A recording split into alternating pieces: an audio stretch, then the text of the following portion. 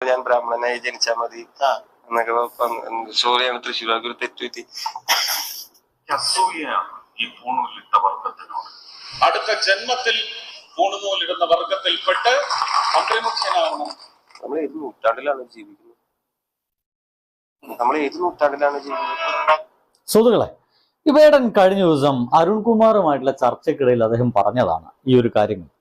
ഇതിന്റെ ഭാഗമായിട്ട് അങ്ങനെയൊക്കെ ധൈര്യം ഉണ്ടെങ്കിൽ തൃശ്ശൂർ വന്നിട്ട് നീ ഒന്ന് ഇലക്ഷൻ നിൽക്കടാ എന്നുള്ള ചോദ്യം വേടനോട് ചില ആളുകളൊക്കെ ഓൺലൈനിൽ ചോദിച്ചിരുന്നു.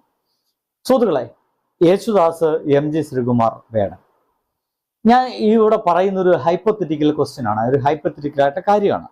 ഒരു തരത്തിൽ അത് അങ്ങനെ ചർച്ച ചെയ്യേണ്ട കാര്യമൊന്നുമില്ല എന്നൊക്കെ നിങ്ങൾക്ക് തോന്നാം. എങ്കിലും സുഹൃത്തുക്കളെ, ആദ്യമായിട്ട് നമുക്ക് യേശുദാസിനെ എടുക്കാം. വളരെ ഇഷ്ടമുള്ള ഒരാളാണ്. അദ്ദേഹത്തിന്റെ പാട്ട് കേൾക്കാതെ നമ്മൾ ഒരു ദിവസം പോലും നേരം പോലെ മുന്നോട്ട് പോകുന്നില്ല നമുക്കൊക്കെ